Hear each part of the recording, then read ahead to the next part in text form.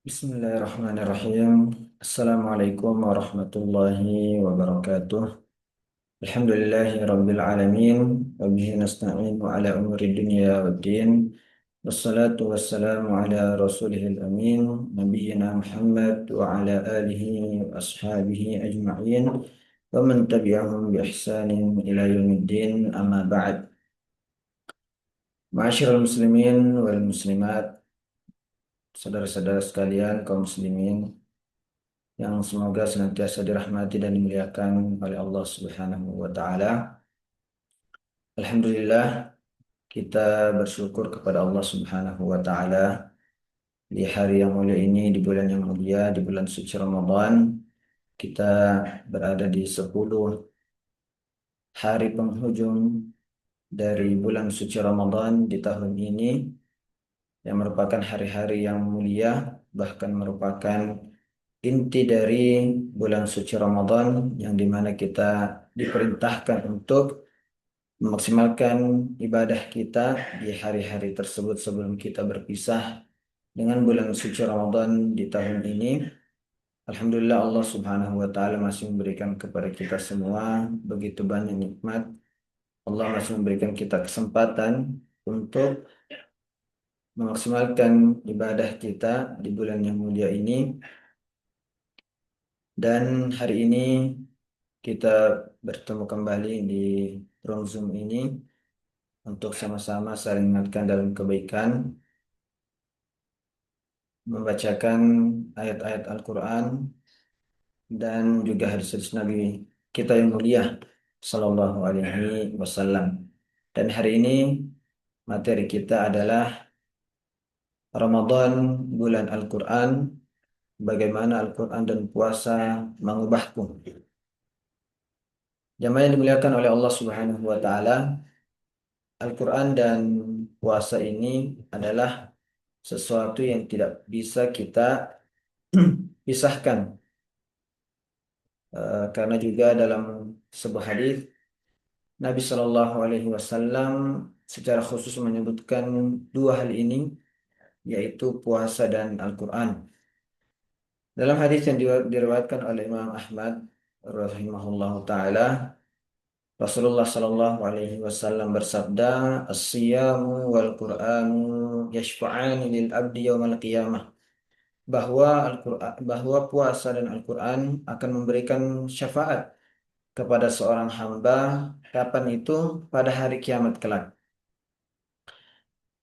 Kemudian apa yang terjadi? Yaqulus siyam. Puasa itu akan mengatakan, Ay Rabbi mana'tuhu at-ta'ama wasyahawati bin nahar. Wahai Rabbku, wahai Tuhanku, aku telah menahannya dari makan dan syahwat di siang hari. Fasyaffi'ni fihi. Maka izinkan aku memberikan syafaat pertolongan untuknya. Wa yaqulul Quran, dan Al-Quran mengatakan, mana'tuhun nauma bil laili fasyaffi'ni fihi. Saya telah menghalanginya dari tidur pada malam hari, fasyaffi'ni fihi. Maka berikanlah kesempatan kepadaku, izinkan aku untuk memberikan syafaat kepadanya. Maka Allah Subhanahu wa taala mengatakan fayusyafa'an. Allah akan memberikan izin, kesempatan kepada Al-Qur'an dan juga puasa untuk memberikan syafaat kepada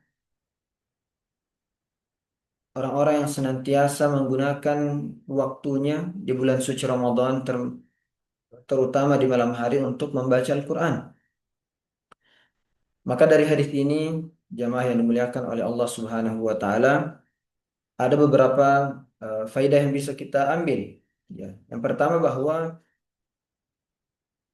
ternyata Al-Quran dan puasa itu memiliki keistimewaan. Kenapa? Karena dia disebutkan secara khusus dalam hadis ini, bahwa dia akan menjadi pemberi syafaat kepada kita, atau akan memberikan syafaat kepada kita pada hari kiamat kelak. Sehingga kita harus memiliki perhatian yang lebih terhadap puasa dan juga Al-Quran. Ya. Dan juga faedah yang lain, bahwa Al-Quran dan puasa itu adalah sesuatu yang eh, bergandengan satu sama lain. Ya, sehingga ketika kita berpuasa, kita diperintahkan juga untuk banyak membaca Al-Quran. Meskipun ya membaca Al-Quran itu memang lebih ditekankan pada malam hari. Ya, sebagaimana dalam hadis ini bahwa puasa itu akan mengatakan, ya Allah saya menghalanginya dari tidur pada malam hari.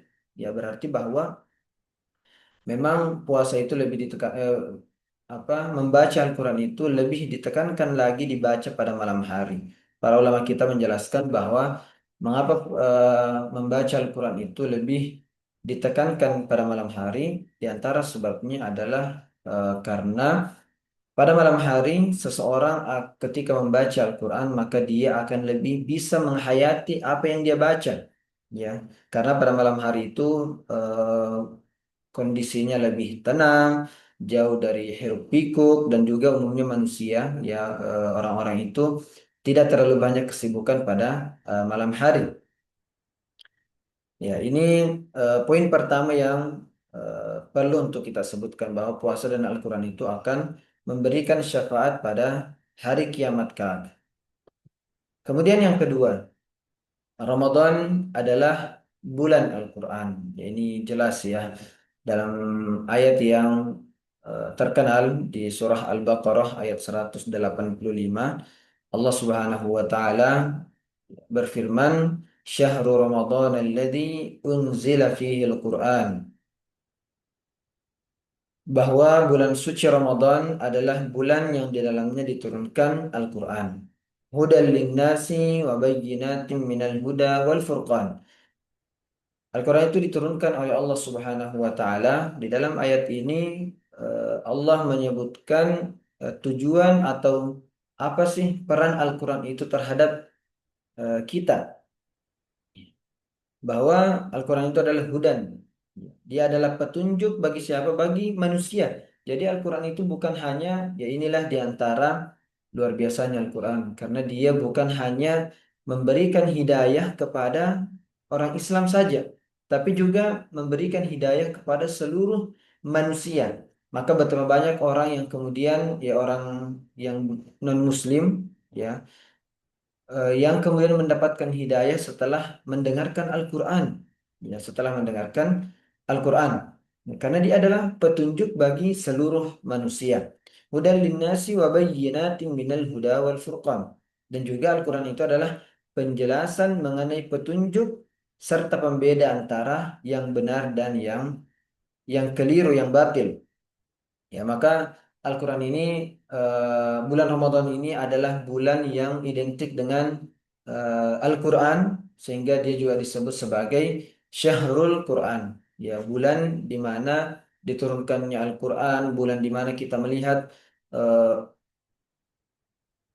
para hamba-hamba Allah Subhanahu wa taala begitu bersemangat untuk dekat dengan Al-Quran, sehingga ketika kita mungkin di luar bulan suci Ramadan jauh dari Al-Quran, ya mungkin kita hanya membaca Al-Quran sekali, ya sepekan, mungkin hanya hari Jumat, atau mungkin di atas dari itu kita hanya membaca beberapa ayat setiap harinya, ya. Tapi di bulan suci Ramadan kita terkondisikan, ya, hati kita condong untuk lebih dekat dengan Al-Quran. Ya, apalagi ketika kita melihat saudara-saudara kita, ya, ketika kita datang di masjid misalnya, apalagi di 10 malam terakhir bulan suci Ramadan ini, kita melihat mereka senantiasa memegang Al-Quran, membaca Al-Quran dan seterusnya, sehingga kita juga ikut, ya, terbawa dengan suasana-suasana Al-Quran, suasana-suasana Qurani, sehingga kita juga bersemangat untuk membaca Al-Quran, mentadabburi isi Al-Quran dan seterusnya. Karena memang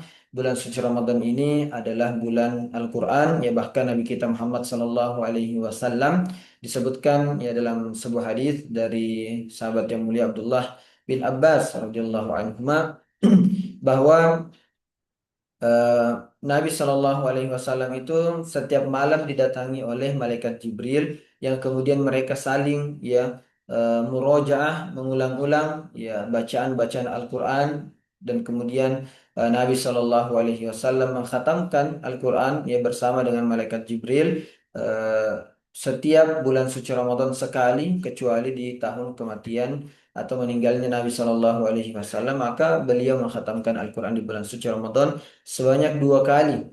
Ya, sehingga memang ketika kita melihat apa yang dilakukan oleh Nabi kita Muhammad Shallallahu Alaihi Wasallam di bulan suci Ramadan terkait ya interaksi beliau dengan Al-Quran, ya, dan juga bagaimana para ulama kita terdahulu ya seperti Imam Syafi'i rahimahullah taala disebutkan bahwa beliau mengkhatamkan ya Al-Quran sebanyak 60 kali ya di bulan suci Ramadan. Ya, bahkan Imam Malik rahimahullah taala juga disebutkan bahwa beliau ya sebelum bulan suci Ramadan ya senantiasa mengisi majelis-majelis ta'lim beliau ya setiap harinya. Namun ketika datang bulan suci Ramadan beliau meninggalkan atau meliburkan dulu majelis beliau, kemudian fokus bersama dengan Al-Quran. Maka ini kemudian memberikan pesan kepada kita bahwa para ulama kita terdahulu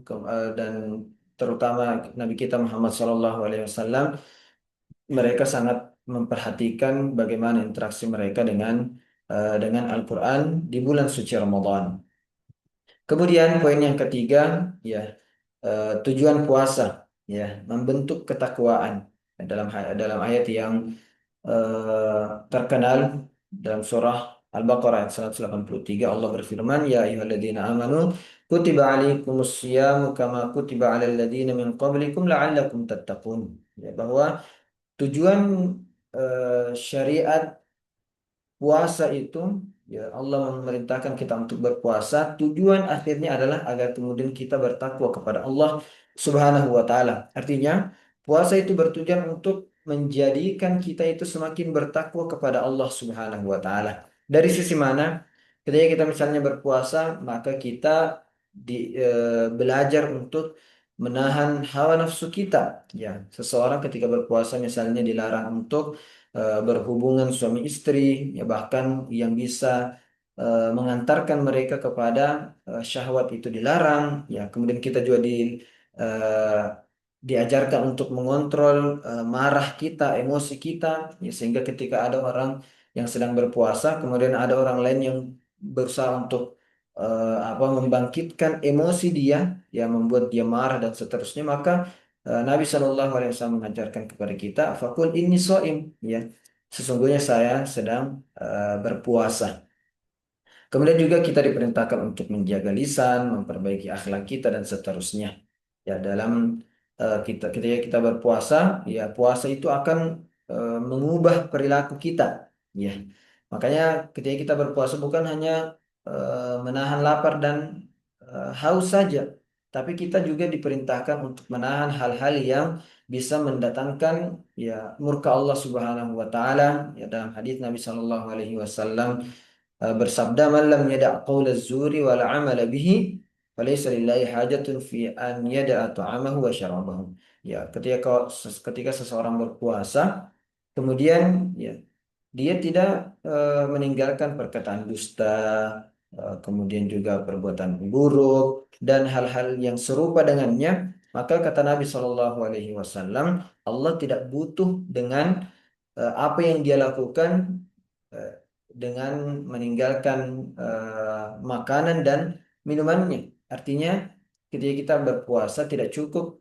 yang kita lakukan itu hanya menghalangi diri kita dari makan dan minum saja, tapi kita ditarbiyah oleh puasa itu untuk juga meninggalkan hal-hal yang dilarang oleh Allah Subhanahu wa taala dan Rasulnya yang mulia Shallallahu Alaihi Wasallam, ya dalam bentuk perdebatan yang tidak ada gunanya, kemudian juga kita dilarang untuk berdusta, ya dilarang untuk menggibah, ya dan lain sebagainya. Maka hadis ini jamaah yang dimuliakan oleh Allah Subhanahu wa taala menunjukkan bahwa sejatinya ya puasa yang benar itu adalah puasa yang memperbaiki akhlak kita.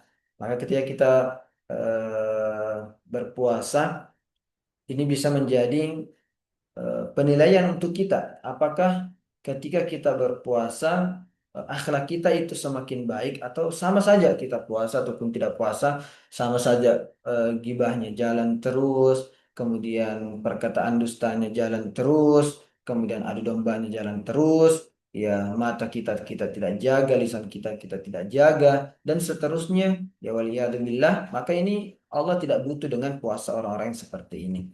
Kemudian ya, yang berikutnya, poin yang berikutnya yang ingin kita sebutkan adalah bahwa Al-Quran itu mengubah hati kita. Ya. Al-Quran itu mengubah hati kita. Dalam ayat dalam surah Al-Anfal ayat kedua, Allah Subhanahu wa taala berfirman, "Innamal mu'minuna alladzina idza dzukirallahu wajilat qulubuhum wa idza tuliyat 'alaihim ayatuhu zadatuhum imana wa 'ala rabbihim yatawakkalun." Di sini Allah Subhanahu wa taala menyebutkan bahwa orang-orang yang beriman yang sesungguhnya ya adalah orang-orang yang ketika disebut nama Allah Subhanahu wa taala wajilat qulubuhum. Ketika disebutkan nama Allah Subhanahu wa taala bergetarlah hati mereka, dan ketika dibacakan firman Allah Subhanahu wa taala, ya ayat-ayat Allah Subhanahu wa taala, ayat-ayat Al-Qur'an, bertambahlah iman mereka.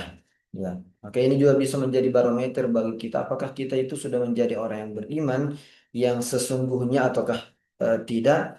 Bisa dilihat dari ini, ya, penilaian ini.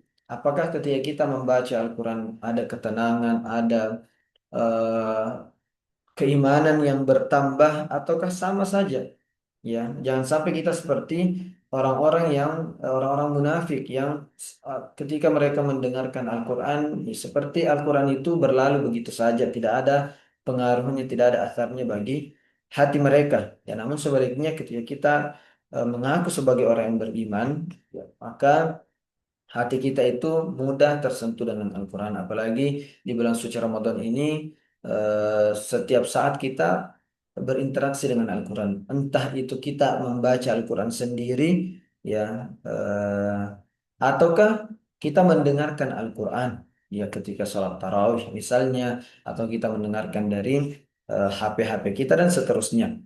Karena itu seseorang yang dekat dengan Al-Quran akan terlihat dari akhlaknya, dari lisannya, ibadahnya, ketenangan hatinya. Kenapa? Karena dia tidak hanya sekadar membaca Al-Quran ya, tanpa ada pengaruhnya, tapi Al-Quran itu masuk ke dalam hatinya. Bahkan dia tidak hanya membaca Al-Quran, tapi berusaha untuk mentadabburi isi Al-Quran. Dan inilah tingkatan yang lebih tinggi daripada sekadar membaca Al-Quran saja. Ya, meskipun membaca Al-Quran itu kita insya Allah akan mendapatkan pahala 10 kebaikan dari setiap huruf yang kita bacakan, tetapi ketika kita mampu untuk naik level, naik tingkatan, yaitu dengan cara kita membaca atau mentadabburi isi Al-Quran. Ketika kita membaca misalnya firman Allah Subhanahu wa taala, Alhamdulillahirabbil alamin, segala puji bagi Allah Subhanahu wa taala. Mengapa kita diperintahkan atau mengapa Allah Subhanahu wa taala menempatkan surah Al-Fatihah itu ya di awal-awal Al-Quran misalnya. Ya, kita dan di surah Al-Fatihah itu mengapa Allah Subhanahu wa taala memulainya dengan pujian kepada Allah Subhanahu wa taala. Artinya kita diperintahkan untuk banyak bersyukur kepada Allah Subhanahu wa taala dan seterusnya. Ya, ketika kita membaca ayat-ayat tertentu, kita singgah sejenak, berpikir, ya, merenungi eh, firman-firman Allah Subhanahu wa taala di dalam Al-Qur'an. Kemudian, ya, ini poin sebelum terakhir, bagaimana Ramadan mengubah kita. Ya,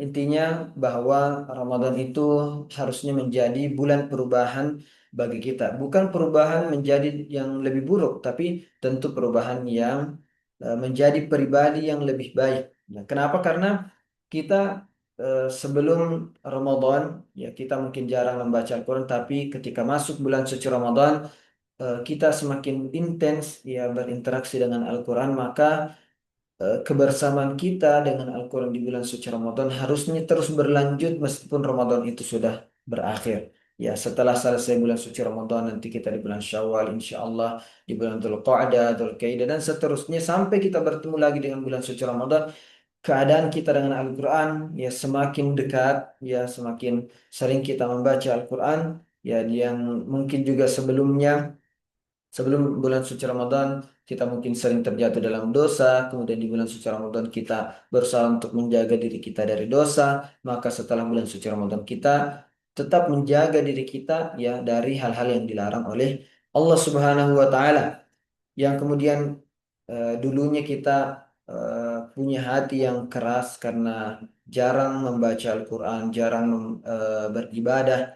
Tapi dengan adanya bulan suci Ramadan, hati kita menjadi lebih lembut, hati kita menjadi pribadi yang lebih sensitif terhadap Al-Quran dan seterusnya. Yang dulunya mungkin kita cinta dunia, ya dunia menguasai hati kita, diri kita, maka dengan datangnya bulan suci Ramadan, kita melihat orang-orang kemudian berbondong-bondong untuk memperbanyak ibadah mereka di bulan suci Ramadan, ya salat tarawih, salat tahajud, membaca Al-Quran, ya bersedekah dan seterusnya. Kita kemudian semakin